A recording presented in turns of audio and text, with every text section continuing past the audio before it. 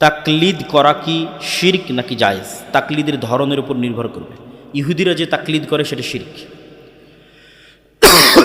ইহুদিদের মধ্যে একটাই শিরক আছে, বা অনেকগুলো শিরক আছে, তার মধ্যে বড় শিরক তাকলিদ। ইহুদিদের মধ্যে মূর্তির শিরক নাই। কোনো সিনাগগে গিয়ে আপনি মূর্তি পাবেন না।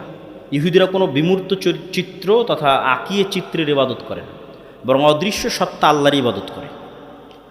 তো ইহুদিদের মধ্যে শিরক কি? তাকলিদের শিরক। সেটা আল্লাহ কোরআনেও বলেছে যে ইহুদি যারা গুরু, ধর্মগুরু, তারা হালালকে হারাম করে দিলে ওরা হারাম মনে করে, হারামকে হালাল করে দিলে ওরা হালাল মনে করে।